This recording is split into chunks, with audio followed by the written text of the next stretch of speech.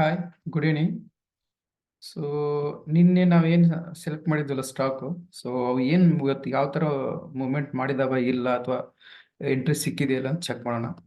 So ಇವತ್ತು ಹೇಳ್ಬೇಕಂದ್ರೆ almost 1.5% total index down ಇದೆ. ಸೊ ಎಷ್ಟು ಡೌನ್ ಇದೆ ಅನ್ನೋಕೆ ಜಸ್ಟ್ ನಿಮ್ಗೆ ಒಂದು ಜಲಕ್ ತೋರಿಸ್ತೀನಿ. ಇದು ಒಂದು ಸೆಕೆಂಡ್. ಇದು ನನ್ನ ಬಯರ್ಸ್ ಅಕೌಂಟು. ಇಲ್ಲಿ ಒಂದು ಆಪ್ಷನ್ ಇರುತ್ತೆ, ಏನಪ್ಪಾ ಅಂದ್ರೆ ನಿಫ್ಟಿ ಸ್ಟಾಕ್ನ ಚೆಕ್ ಮಾಡ್ಬೋದು ಏನಿದೆ ಅಂತ. ನಿಫ್ಟಿ ಒಳಗೆ ಎಷ್ಟು ಸ್ಟಾಕ್ ಇದಾವಲ್ಲ ಎಲ್ಲ ಡೀಟೇಲ್ಸ್ ಸಿಗುತ್ತೆ, ಯಾವ ಸ್ಟಾಕ್ ಇದೆ ಅಂತ.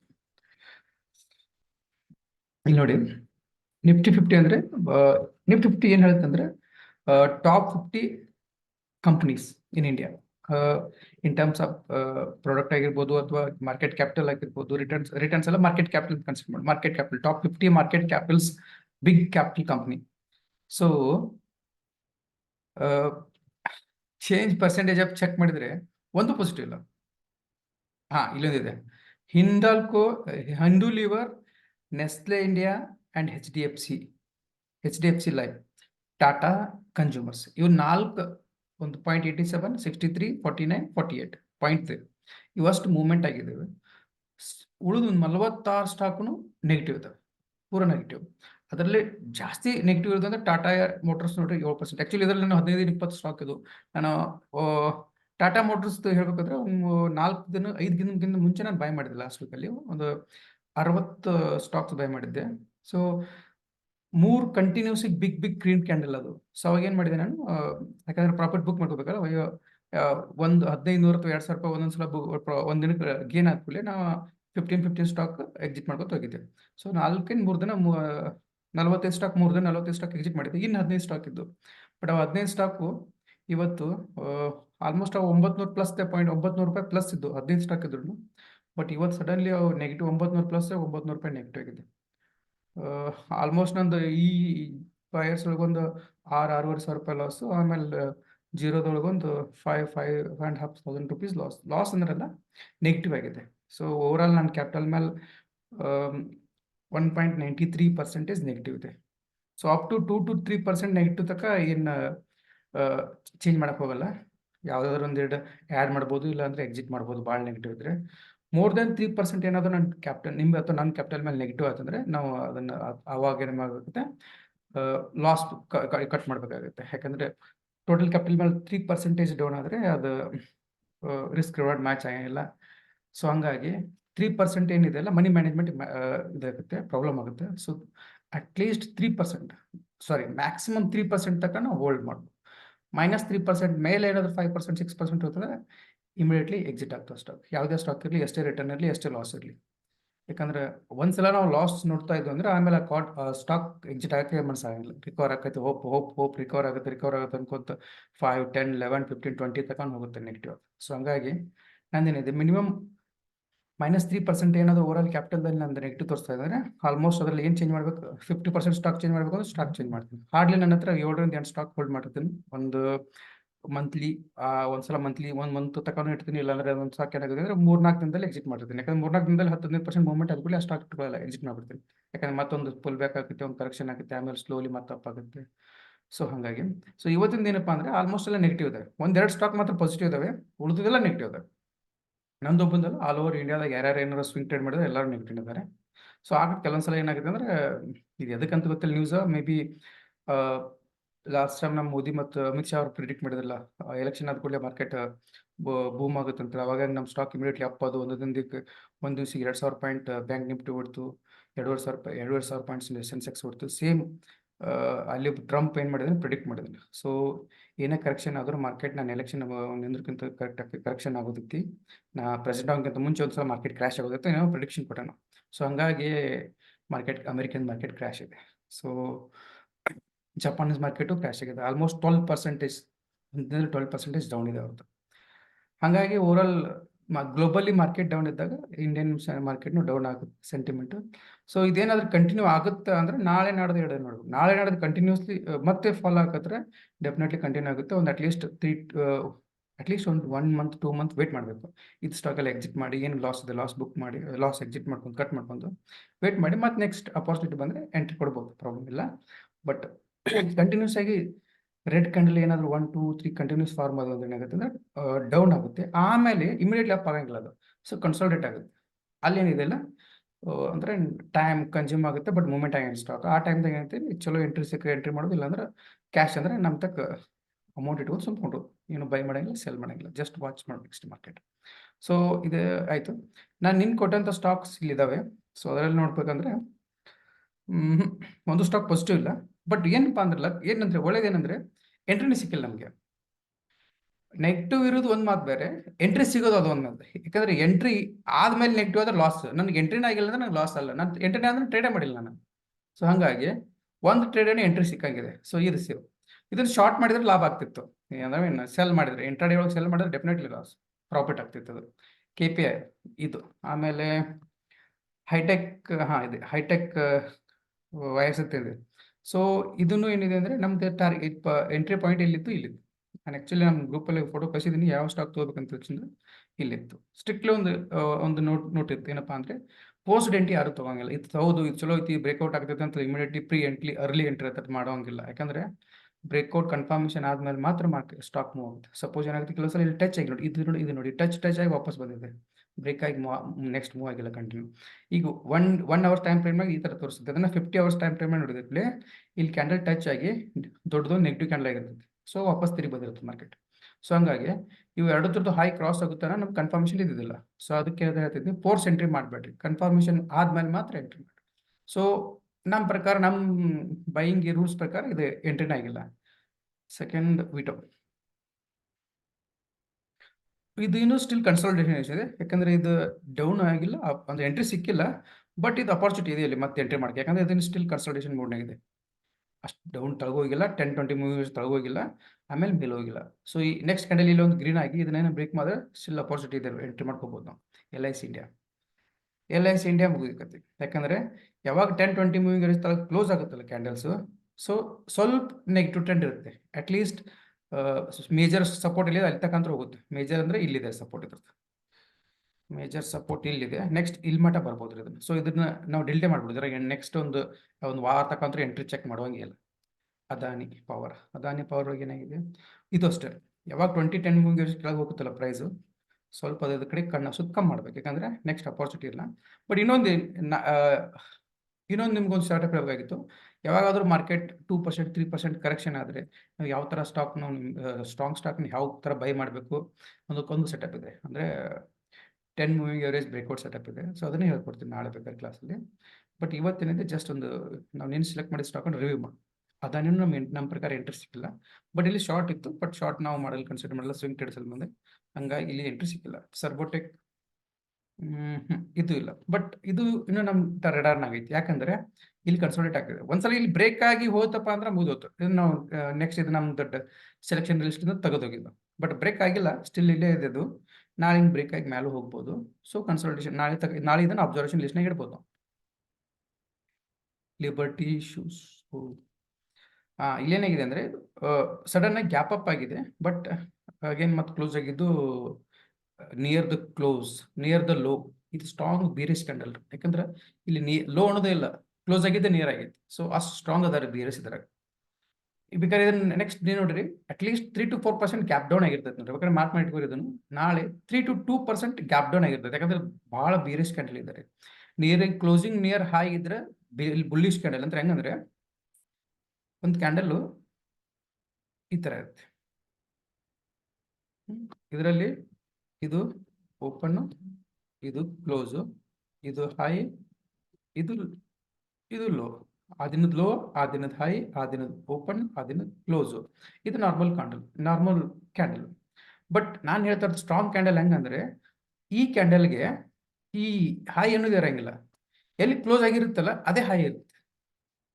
ಎಲ್ಲಿ ಕ್ಲೋಸ್ ಆಗಿರ್ತದೆ ಅದೇ ನಿಯರ್ಲಿ ಇಷ್ಟು ಸ್ವಲ್ಪ ಇರ್ಬೋದು, ಸ್ವಲ್ಪ ಇರ್ತೈತಿ, ಇಲ್ಲ ಅಂದ್ರೆ ಅಲ್ಲೇ ಕ್ಲೋಸ್ ಆಗಿರುತ್ತೆ. ಇದು ಸ್ಟ್ರಾಂಗ್ ಬುಲಿಶ್ ಕ್ಯಾಂಡಲ್. ಯಾಕಂದ್ರೆ ಇದ್ರೊಳಗೆ ಬೇರೆ ಸೆಂಟರ್ ಮಾಡಿರಂಗಿಲ್ಲ. ಯಾವಾಗ ಮಾರ್ಕೆಟ್ ಓಪನ್ ಆಗಿರ್ತೈತಲ್ಲ, ಓಪನ್ ಆದ ಮೇಲೆ ಹೋಗಿತಿರುತ್ತೆ. ಸ್ವಲ್ಪ ಮೊದಲು ಫಸ್ಟಿಗೆ ಇನಿಷಿಯಲ್ ಸ್ಟಾರ್ಟ್ ಟೋನ್ ಆಗಿರುತ್ತೆ, ಆಮೇಲೆ ಏನು ಒಂದು ಮೂವ್ಮೆಂಟ್ ತಗೋತಲ್ಲ, ಮೂವ್ಮೆಂಟ್ ಇಂದ ಇಲ್ಲಿ ಬಿಯರ್ಸ್ ಯಾರು ಇಲ್ಲ. ಸೊ ಬಿಯರ್ ಇಲ್ಲ ಅಂದ್ರೆ ಮಾರ್ಕೆಟ್ ಡೌನ್ ಆಗೋ ಮೂವ್ಮೆಂಟ್ ಇಲ್ಲ. ಸೊ ಅದೇ ರೀತಿ ಇದೇನಿದೆಲ್ಲ ಅಪೋಸಿಟ್ ಐತಿ. ಇಲ್ಲಿ ಓಪನ್ ಆಗೈತಿ, ಇಲ್ಲಿಂದ ಸೀದಾ ಇಲ್ಲಿ ಬಂದು ಕ್ಲೋಸ್ ಆಗೈತಿ. ಇಲ್ಲಿ ನಡುವೆ ಬೈಯರ್ಸ್ ಯಾರು ಎಂಟ್ರಿ ಇಲ್ಲ. ಇದು ಸ್ಟ್ರಾಂಗ್ ಬೀರಿಸ್ ಕ್ಯಾಂಡಲ್. ನಾಳೆ ಏನಪ್ಪ ಚಾನ್ಸಸ್ ಅಂದ್ರೆ ಅಟ್ಲೀಸ್ಟ್ ಈ 492 ಬಂದು ಸಪೋರ್ಟ್ ಮೇಲೆ ಹೋಗ್ಬೋದು, ಇಲ್ಲ 3-2% ಇಮಿಡಿಯೇಟ್ಲಿ ಗ್ಯಾಪ್ ಡೌನ್ ಆಗ್ಬೋದು. ಇದು ಆಗ್ಲಿಕ್ಕೇನೆ ಇಲ್ಲ, ಯಾಕಂದ್ರೆ ಯಾವ್ದು ಗ್ಯಾರಂಟಿ ಕೊಡೋಕ್ಕಾಗಲ್ಲ.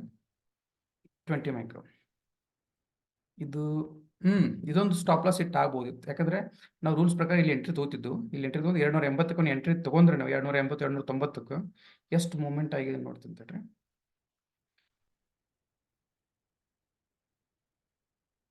15 ಪಾಯಿಂಟ್ ಮೂವ್ಮೆಂಟ್ ಆಗಿದೆ, ಆಮೇಲೆ ಕ್ಲೋಸ್ ಅಲ್ಲಿ ಆಗಿದೆ.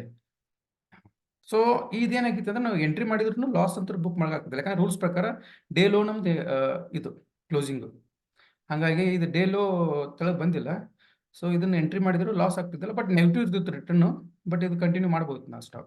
ಇದು ಮಾತ್ರ ಎಂಟ್ರಿ ಸಿಕ್ಕಿದೆ, ಯಾಕಂದ್ರೆ ರೂಲ್ಸ್ ಪ್ರಕಾರ ಇಲ್ಲಿ ಬ್ರೇಕ್ ಆಗಿದೆ, ನಾವು ಎಂಟ್ರಿ ಕೊಡಬೇಕಾಗಿತ್ತು, ಕೊಟ್ಟಿದ್ದೀವಿ, ಇಲ್ಲಿ ಬಂದಿದೆ. ನಾಳೆ ಏನಾದರೂ ಮೇಲೆ ಆದರೂ ಹೊತ್ತು, ಇಲ್ಲಾಂದ್ರೆ ಲಾಸ್ ಆದ್ರೆ ಬುಕ್ ಮಾಡ್ಬೇಕು, ಲಾಸ್ ಇಷ್ಟಪಡ್ತೀನಿ. ಬಾಟಾ ಇಂಡಿಯಾ, ಸೊ ರೂಲ್ಸ್ ಪ್ರಕಾರ ಇದು ಎಂಟ್ರಿ ಇಲ್ಲ, ಬಟ್ ಶಾರ್ಟ್ ಮಾಡ್ಬೋದಿತ್ತು ಇದನ್ನು. ದೀಪಕ್ ನೈಟ್ರೇಟಾ, ಇದು ಕನ್ಸಲ್ಟ್ ಆಗ್ತದೆ, ಇದು ಕನ್ಸಲ್ಟ್. ಇನ್ನೂ ಒಂದೆರಡು ದಿನ ಈ ತರ ಕನ್ಸಲ್ಟ್ ಆಗಿ ಸಡನ್ ಏನಾದರೂ ಬ್ರೇಕ್ ಆದ್ರೆ ಇದನ್ನ ಹೈ ಡೆಫಿನೆಟ್ಲಿ ಈ ತರ ಒಂದು ಸೇಮ್ ಏನಿಲ್ಲ, ಯಾಕಂದ್ರೆ ಅದೇನಿದೆ ಅಲ್ಲ ಸ್ಟಾಕ್ ಮಾರ್ಕೆಟ್ ಅಲ್ಲಿ ರಿಪೀಟೆಡ್ ಪ್ಯಾಟರ್ನ್ಸ್ ಆಗ್ತವೆ. ಇಲ್ಲಿ ನೋಡಿ ಈ ಪ್ಯಾಟರ್ನ್ಸ್ ಆಗಿದ್ದಾರೆ, ಇಲ್ಲಿ ಬ್ರೇಕ್ ಆಗಿ ಇಲ್ಲಿ ಮೂವ್ಮೆಂಟ್ ಸಿಕ್ಕಿದೆ, ನೆಕ್ಸ್ಟ್ ಅದೇ ತರ ಒಂದು ಪ್ಯಾಟರ್ನ್ಸ್ ಫಾರ್ಮ್ ಆಗಿದೆ, ಇಲ್ಲಿ ಒಂದು ವ್ಯಾಲ್ಯೂಮ್ ಜಾಸ್ತಿ ಬಂದು ಇದು ಬ್ರೇಕ್ ಆಗ್ತೈತಿ, ನೆಕ್ಸ್ಟ್ ಮತ್ತೊಂದು ಪ್ಯಾಟರ್ನ್ ಆಗ್ತದೆ. ಸೊ ಒಂದು ಪ್ಯಾಟರ್ನ್ಸ್ ರಿಪೀಟೆಡ್ ಆಗ್ತದೆ ಅಷ್ಟೇ, ಮತ್ತೆ ಆ ಪ್ಯಾಟರ್ನ್ಸ್ ನಾವು ಐಡೆಂಟಿಫೈ ಮಾಡಿಕೊಂಡು ಎಂಟ್ರಿ ಎಕ್ಸಿಟ್ ಮಾಡಬೇಕು. ಸೊ ಇದೊಂಥರ ಪ್ಯಾಟರ್ನ್ಸ್, ಸಾಕಷ್ಟು ಪ್ಯಾಟರ್ನ್ಸ್ ಇದಾವೆ. ಇಲ್ಲೊಂದು information, Deepak fertilisers and pharmaceutic petrochemicals June quarter consolidated profit 1.96 billion rupees. ಹಳೆ ಬಿಡ್ರಿ ನ್ಯೂಸ್, ಇವತ್ತಿನ ಅರ್ನಿಂಗ್ಸ್ ಏನಿದೆ ನೆಗೆಟಿವ್ ರಿಪೋರ್ಟ್ ಐತ್ರಿ. I mean earnings per report ಚಲೋ ಇದೆ, ಬಟ್ ರೆವೆನ್ಯೂ ಏನಿದೆ ನೆಗೆಟಿವ್ ಇದೆ, ಎಕ್ಸ್ಪೆಕ್ಟೆಡ್ಗಿಂತ ಡೌನ್ ಆಗ್ಬೋದು.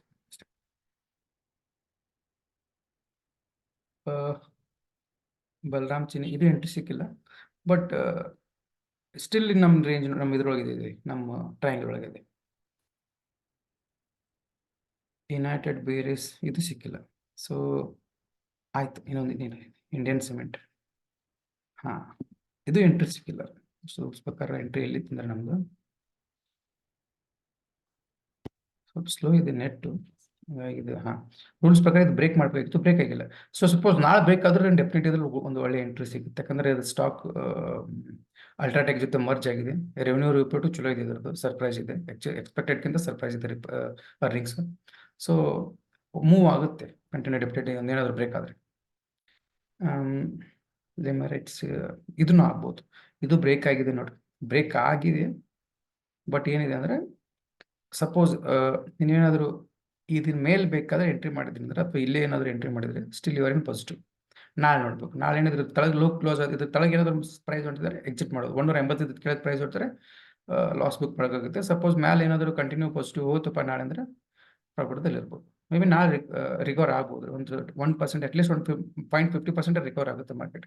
ನನಗೆ ಅನಿಸ್ತು ಕಂಟಿನ್ಯೂಷನ್ ಏನೂ ಇರಂಗಿಲ್ಲ. ಇದು ಬ್ರೇಕ್ಔಟ್ ಆಗಿದೆ, ಇದು ಬ್ರೇಕ್ಔಟ್ ಆಗಿದೆ. ಸನ್ ಫಾರ್ಮಾ ನೀನು ಮಾತಾಡ್ತಿದ್ವಲ್ಲ.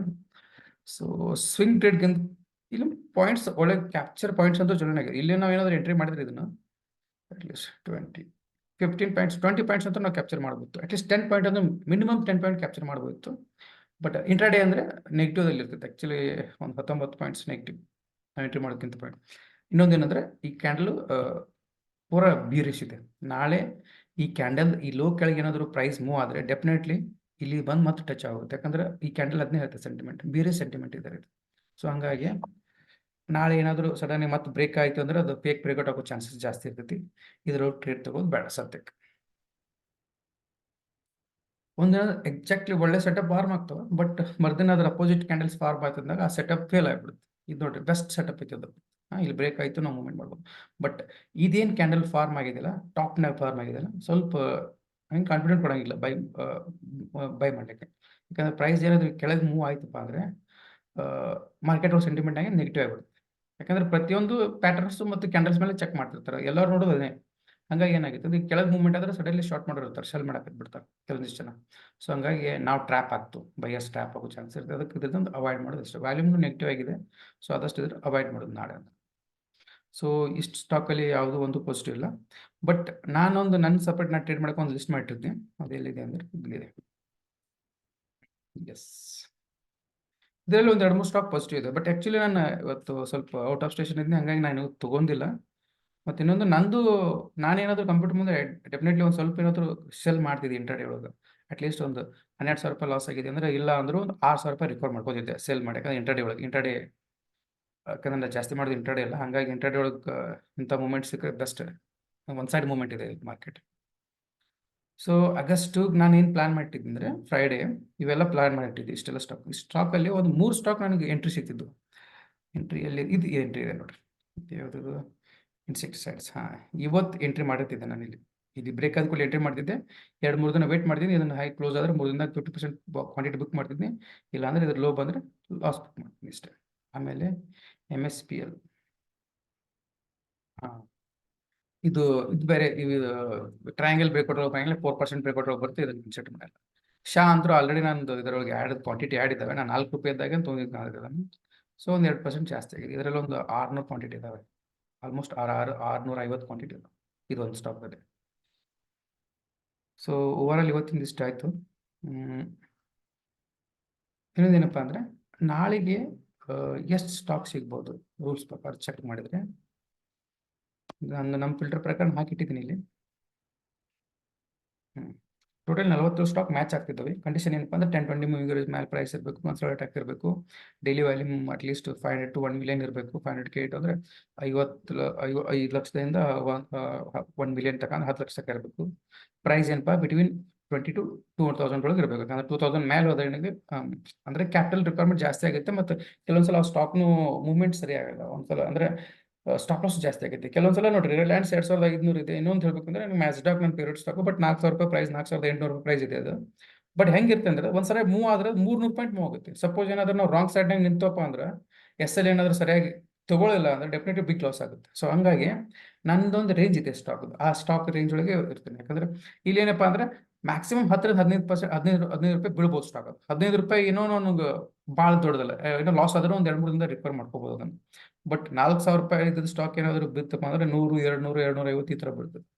ಸೊ ಅವಾಗ ಏನಾಗೈತಿ, ಸಪೋಸ್ ನಾವೇನಾದರೂ ಹೆದರಿ ಪಿಯರ್ದಾಗ ಏನೋ ನಾವು ಬುಕ್ ಮಾಡಲಿಲ್ಲ ಲಾಸ್ ಅಂದರೆ ದೊಡ್ಡ ಲಾಸ್ ಆಗೋ ಚಾನ್ಸಸ್ ಇರುತ್ತೆ. ಹಾಗಾಗಿ ನಾನು ದೊಡ್ಡ ಸ್ಟಾಕ್ ತಗೊಂಡಿಲ್ಲ.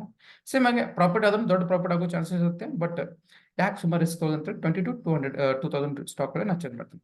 ಫಸ್ಟಿಗೆ ಚೆಕ್ ಮಾಡ್ಕೊತಗೋಣ, ಒಂದು 5 ನಿಮಿಷ ಆಗ್ತದೆ. ಅರವಿಂದ ಫಾರ್ಮಾ ಇದರೊಳಗೆ ಏನಿಲ್ಲ, ಕಂಟಿನ್ಯೂಷನ್ ಇದೆ. ಅವರು ಇದು ಇಲ್ಲ, ಬ್ರೇಕ್ಔಟ್ ಆಗಿದೆ, ಕಂಟಿನ್ಯೂಷನ್ ಇದರಿಂದ ಇದು ಉಪಯೋಗ ಬ್ರೇಕ್ಔಟ್ ಆಗಿದೆ, ಇದು ಬ್ರೇಕ್ಔಟ್ ಆಗಿದೆ, ಇದು ಆಲ್ಮೋಸ್ಟ್ ಇಲ್ಲೇ ಎಲ್ಲ ಬ್ರೇಕ್ಔಟ್ ಆಗಿದೆ. ಸ್ವಲ್ಪ ನೆಟ್ ಸ್ಲೋ ಐತಿ. ಈ ಬಾಕ್ಸ್ ಇದು ಕನ್ಸಾಲ್ಟ್ ಒಳಗಿದೆ ರೀ.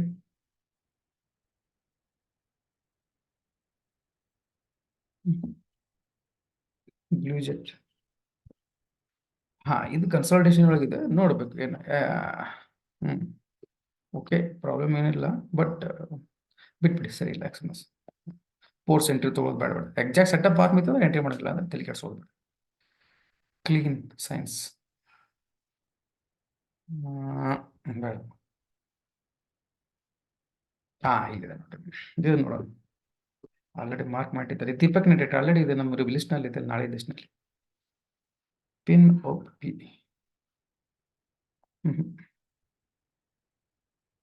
ಇಲ್ಲ.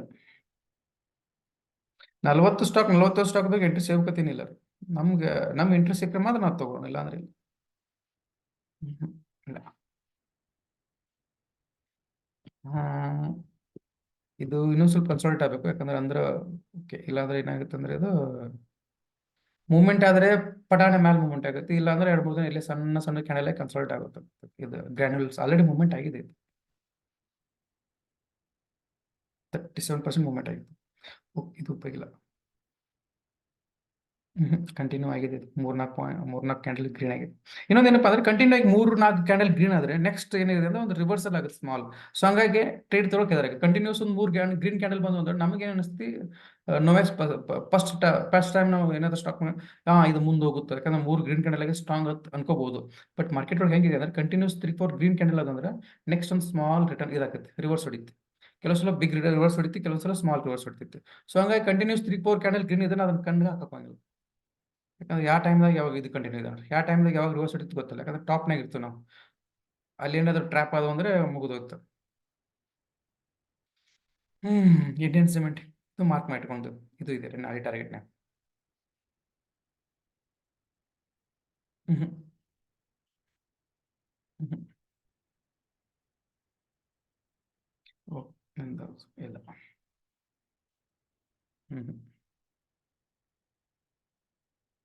ಹ್ಮ್ ಹ್ಮ್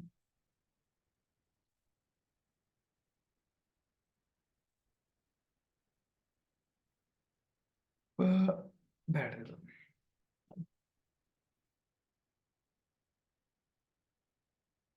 ಡೌನ್ ಆಗೈತಿ, ಇದು ಆಲ್ರೆಡಿ ಹೊರಗೊಂಡೈತಿ. ಹಾ ಇದು ಐತಿ ನೋಡ್ರಿ, ಕನ್ಸಲ್ಟ್ ಆಗೋದೈತಿ. ಬ್ರೇಕ್ ಆಗುತ್ತಾಗ ವೇಟ್ ಮಾಡೋಣ. ಹಾ ಆಯ್ತಲ್ಲ, ಮಾಡಿದ್ದೈತಿ ಮಾರ್ಕ್. ಚೆಕ್ ಮಾಡಿದೆ.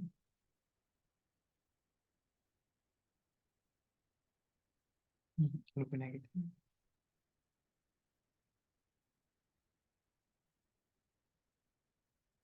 ಇಲ್ಲ ಪಿ ಸಿ ಬಿ ಎಲ್ ಇದರಲ್ಲಿ ಸ್ಟಾಕ್ ಇದಾವೆ ಒಂದು ಸ್ವಲ್ಪ. ನಿನ್ನೆ ಮಸ್ತ್ ಮೂಮೆಂಟ್ ಆಗಿತ್ತು, ಇವತ್ತು ಮತ್ ಕೆಳಗೆ ಓಪನ್ ಆಗೈತಿ. ಹಿಂಗೆ ಒಂದಿನ 10% ರಿಟರ್ನ್ ಕೊಡ್ತು, ಒಂದಿನ -5% ಹೋಗ್ಬೇಕು. Gap up gap down open ಆದ್ರೆ ಇದು ರಿಟರ್ನ್ ಅಲ್ಲೇ ಹೋಗ್ಬೇಕು.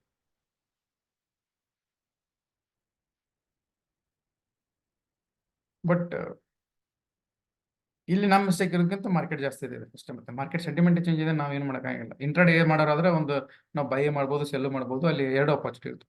ಬಟ್ ನಾವು ಸ್ವಿಂಗ್ ಟ್ರೇಡ್ ಮಾಡ್ತಿರ್ತೀವಲ್ಲ, ಏನು ಮಾಡೋಕ್ಕಾಗಿಲ್ಲ. ಒಂದು ಎಕ್ಸಿಟ್ ಆಗಿ ಸುಮ್ ಕ್ಯಾಶ್ ತಗೊಂಡು ಸುಮ್ ಕೊಡಬೇಕು, ಇಲ್ಲ ಅಂದ್ರೆ ಇದ್ರೊಳಗೆ ಏನಾದರೂ ಸ್ಮಾಲ್ ಕ್ವಾಂಟಿಟಿ ತಗೊಂಡು ಟ್ರೇಡ್ ಮಾಡಬೇಕು. ಚಲೋ ಸ್ಟಾಕ್ ತಗೊಂಡು ಇನ್ನೂ 3-4 ಡೇಸ್ ರೆಡ್ಡೇ ಕಾಣುತ್ತೆ ನನಗೆ ಅನ್ಸ್ಬಿಟ್ಟು. ಗ್ಲೋಬಲ್ ನ್ಯೂಸು ಆ ಥರನೇ ಇದೆ, ಎಲ್ಲ ನೆಗೆಟಿವ್ ಇದೆ. ಬರೀ ವಾರು, ಕ್ರೈಸಿಸ್ಸು, ಅಮೇರಿಕನ್ ಇದು ಇಂಗ್ಲೆಂಡ್ದಾಗ ಸಿವಿಲ್ ವಾರ್ ಥರ ನಡೆಯತೈತಿ, ಫ್ರಾನ್ಸ್ನಾಗ ಫೈಟ್ ಆಯ್ತು, ಆಮೇಲೆ ಈಗ ಇಸ್ರೇಲ್ ಇರಾನ್ ನಡುವೆ ಫೈಟ್ ನಡೆದೈತಿ, ಟರ್ಕಿ ನಡುವೆ ನಡೆದೈತಿ, ಇಲ್ಲಿ ಏನು. ಆಮೇಲೆ ಇಲ್ಲೇ ಬಾಜು ಬಾಂಗ್ಲಾದೇಶ್ ಮೇಲೆ ಪ್ರಾಬ್ಲಮ್ ಆಗೈತಿ. ಸೊ ಇವೆಲ್ಲ ಏನಾಗ ಗ್ಲೋಬಲ್ ಏನದೆಲ್ಲ ಎಫೆಕ್ಟ್ ಆಗ್ತಾವ ಮಾರ್ಕೆಟ್ ಮೇಲೆ. ನಾವೇನು ತೊಗೊಂಡು 100 ಸ್ಟಾಕ್ 2 ಸ್ಟಾಕ್ ಏನು ಫರ್ಕ್ ಆಗಂಗಿಲ್ಲ. ಬಟ್ ಮಾರ್ಕೆಟ್ ನೆಗೆಟಿವ್ ಆದಂದಾಗ ನಮ್ಗೆ ಲಾಸ್ ಆಗುತ್ತೆ ಅಷ್ಟೇ.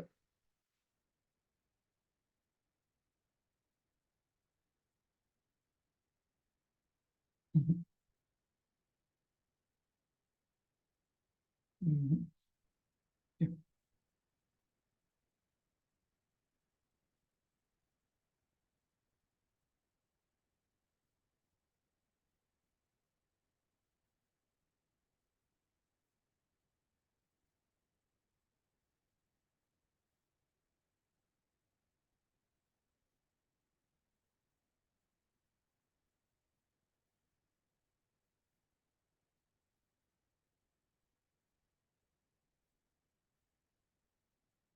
ಇಲ್ಲ ಇವತ್ತಿಗ ಯಾವ ಸ್ಟಾಕ್ ಇಲ್ಲ, ಬಟ್ ಮೂವ್ಮೆಂಟ್ ಆಗಿದೆ 4% 3%. ಬಟ್ ಅವು ಸೆಟಪ್ ಇಲ್ಲ. ಏನೋ ಒಂದು ಪಂಪ್ ಅಪ್ ಸ್ಟಾಕ್ ಇದೆ ಯಾವುದೋ ಒಂದು. ಯಾಕಂದ್ರೆ ಇನ್ನೊಂದು ಅರ್ನಿಂಗ್ಸ್ ಒಂದಿದೆ ಇವತ್ತು ಸಾಕಷ್ಟು. 170 ಸ್ಟಾಕ್ ಅರ್ನಿಂಗ್ಸ್ ಎಕನಾಮಿಕ್ ಡಿವಿಡೆಂಡ್ಸ್ ಇತ್ತು. ಹಂಗಾಗಿ ಕೆಲವೊಂದು ಸ್ಟಾಕ್ ಅರ್ನಿಂಗ್ಸ್ ಇದ್ರೂ ಅಪ್ ಆಗಿರ್ತವೆ, ಗ್ಲೋಬಲ್ ಮಾರ್ಕೆಟ್ ನೆಗೆಟಿವ್ ಇದ್ರು. ಸೊ ಅಲ್ಲೆಲ್ಲ ಜಸ್ಟ್ ನಾವು ವಾಚ್ ನೋಡ್ಬೇಕಾಗಿದೆ ಒಂದು. ಆ, ಈ ವಿಟೋ ಅನ್ನೋದೊಂದು ಇದರಲ್ಲಿದೆ ನಮ್ಮ ಲಿಸ್ಟ್ನಲ್ಲಿ. ನಾಳೆ ಇದ್ರೊಳಗೆ ಎಂಟ್ರಿ ಸಿಕ್ಕರೆ ತಗೋಬೇಕು. ಆಮೇಲೆ ವಿಟೋ ವಿಟೋ ವಿಟೋ ವಿಟೋ ಆದ ಕೂಡಲೇ ಹ್ಮ್ ಇದು ಬ್ರೇಕ್ಔಟ್ ಆದ್ರೆ ತಗೊಳ್ಳೋ ಅಂದ್ರೆ ಇಲ್ಲ. ಹಾ ಇದು ಬ್ರೇಕ್ಔಟ್ ಆದ್ರೆ ನಾಳೆ ತಗೋಬಹುದು, ಇಲ್ಲ ಅಂದ್ರೆ ಇಲ್ಲ. ಸರ್ವಟೆಕ್ ವಿಟೋ ಸರ್ವಟೆಕ್ ಲಿಬರ್ಟಿ ಮೂವ್ ಆಗೈತಿ 20 ಮೈಕ್ರಾನ್. ನಾಳೆ ಇನ್ನೊಂದ್ಸಲ ಬ್ರೇಕ್ಔಟ್ ಸಿಕ್ಕರೆ ತಗೋಬಹುದು, ಯಾಕಂದ್ರೆ ಇಲ್ಲ ದೀಪಕ್ ನೆಟೆಡ್ ಒಂದಿದೆ ಕಾಣಿಸುತ್ತೆ. ನೆಟ್ ಸ್ಲೋ ಇರೋದ್ರೆ ಬೆಸ್ಟ್ ಆಗಿದೆ. ಹಾ ಇದೊಂದು 3 ಸ್ಟಾಕ್ ಅಂತೂ ಫಿಕ್ಸ್ ಇದಾವೆ. ನಾಳೆ ಏನಾದರೂ ಎಂಟ್ರಿ ಸಿಕ್ಕರೆ ಎಂಟ್ರಿ ಮಾಡೋದು, ಇಲ್ಲ ಅಂದ್ರೆ ಇಲ್ಲ. ಯಾಕಂದ್ರೆ ಫಿಲ್ಟರ್ ಮಾಡಕ್ ಹೋದ್ರೆ ಸ್ಟಾಕು ಸಿಗ್ತಾ ಇಲ್ಲ. ಯಾಕಂದ್ರೆ ಇವತ್ತು ಸಡನ್ಲಿ 3 4 5% 7% 6% 8% 10% ಈ ತರ ಡೌನ್ ಆದಾಗ ಕ್ಯಾಂಡಲ್ಸ್ ಆ ಥರ ಪದ್ರ ಅಂದ್ರೆ ಒಂದು ಅಲ್ಲೊಂದು ಇಲ್ಲೊಂದು ಒಂಥರ ಪ್ಯಾಟರ್ನ್ಸ್ ಇರಂಗಿಲ್ಲ. ಒಂದು ಆಕಾರ ವಿಕಾರಗತೆ ಆಗ್ಬಿಡ್ತಾವ. ಹಂಗಾಗಿ ಪ್ಯಾಟರ್ನ್ಸ್ ಬಂದಂಗಿಲ್ಲ. ಸೊ ನೆನ್ಪಿಟ್ಕೊಂಡು ಬಿಟು ಸರ್ಬೋಟೆಕ್ 20 ಮೈಕ್ರೋನು ದೀಪಕ್ ನೆಟೆಟು ಇನ್ನೊಂದು ಯಾವುದು ಲಾಸ್ಟ್ ಅದು ಇನ್ನೂ 2 ಇದಾವೆ. ಬಿರ್ಲಾ ಬಾಲಾರಚಿನ್ ಯುನೈಟೆಡ್ ಸ್ಪಿರಿಟ್ಸ್